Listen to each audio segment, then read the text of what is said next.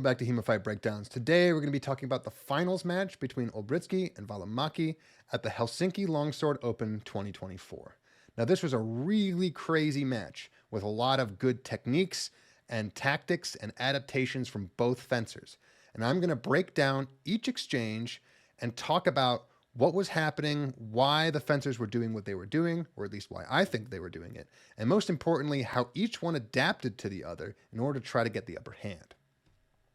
So moving into the first exchange, what we see here right off the bat is that Olbrychski and Valimaki both have the exact same stance. They both have a long point style stance with their right leg forward. And what this means is that both are utilizing their defense, namely that their cross guard is going to be directly parallel to their hands, meaning that they're both going to be able to pretty effectively parry hand shots and throw counter thrusts. Olbrychski, as pretty much everybody knows, it has a very, very good thrust, meaning that in a long point guard, Valimaki is going to have to be very careful of that threat.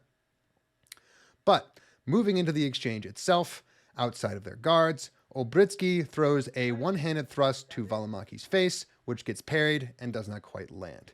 Now, normally this exchange doesn't have any real information to it, but what Valimaki, I believe, is going for, even during this first exchange, is that he's waiting for Olbrychski to overcommit to one of his famous thrusts so that Valimaki can try to parry it and throw a counter Zverik after. That is why I believe you see Olbrychski throw a one-handed stab as a bit of a probing action, and why you see Valimaki take a step backwards out of that action, throw a hard parry, and what appears to be the intent for a follow-up Zverikow. What this could theoretically tell Olbrychski is that Valimaki is waiting for a thrust, and he has just essentially showed his hand of what he might be going for in the future. Moving on to the second exchange, this is a very, very long one. This exchange lasts over a minute, and it features primarily Olbrychski staying on the outside of distance, using his probing hand strikes to try to open up the defense of Valimaki. Valimaki, to his credit, has a very strong defense and does not let almost any of these hand shots go through. After a while, essentially almost a full minute of them dancing back and forth inside and outside of each other's range, Olbrychski finally manages to get Valimaki to bite on one of those hand shots and throw a fully committed strike and counterattack. What occurs after that is an extremely long sequence where both fighters exchange blows over and over and over again until Valimaki finally gets his hands just a little bit too far out of position. Olbrychski is able to snipe his left hand and then cover the afterblow while exiting the exchange, meaning that Olbrychski gets his first 2 points. But what's even more important is that Olbrychski shows that he can out-fence Valimaki on the outside range in these exchanges of hand shots. So going forward in the next couple exchanges, Valimaki is really going to have to double down on his game plan of waiting for Olbrychski to thrust. Going into this third exchange, both fencers need a new game plan in order to break open the defense of the other, and we see an attempt of that by Valimaki. So Olbrychski throws a one-handed leg shot, which is parried, very unusually, by Valimaki by pointing his blade towards the ground. What this essentially tells you is that Valimaki's defense is so strong that even these one-handed leg cuts are not going to get through. At the exact same time as he has Olbrychski moving backwards, Valimaki throws a one-handed thrust towards Olbrychski's head, which is parried. Now, at this point, the judges call a halt because they think something might have happened. But what's important to notice here is that similar to Olbrychski's one-handed thrust in the first exchange, Olbrychski goes backwards every single time he sees something of commitment from Valimaki, meaning that even that one-handed thrust, Olbrychski parries it and takes a step backwards, ruining his own ability to throw a cut in the afterblow. Now, the judges say halt, so we can't know for sure whether or not he would have been able to make it back in time, but as far as third exchanges go, what we've learned here is that both fighters are being very defensive, but so far Olbrychski has command of the outside exchanges so far, given that he was able to land a clean hand cut in the second exchange, and that Valimaki was only able to get 1 point by waiting for that hand cut and hitting him in the head. Moving into the fourth exchange, what we finally see is everything that Valimaki had been waiting for up until this point.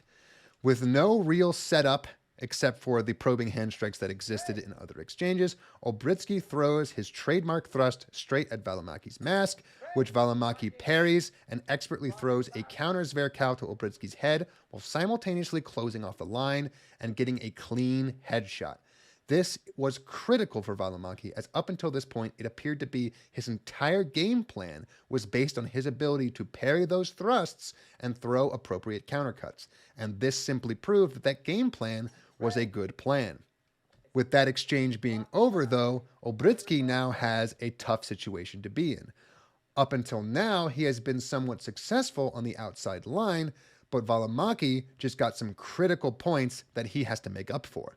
So Olbrychski has a bit of a choice. Does he continue to try to throw the thrusts, hoping that Valimaki's defense won't hold, or does he go back to the probing shots, hoping that he can land enough of them to make up for the point differential? Going into the next exchange, despite the fact that Valimaki has just proved that he can parry Olbrychski's stab, Olbrychski opts to simply throw another thrust. However, it is not just the exact same thrust that he threw in the previous exchange. He feints a thrust on the outside line, ducks his point underneath of Valimaki's sword, and thrusts on the inside line as a secondary action, meaning that Valimaki's whole plan of waiting for Olbrychski to thrust works against him, given that he bites on the feint instantly on the outside line, is unable to parry the inside line in time, and gets stabbed directly in the head.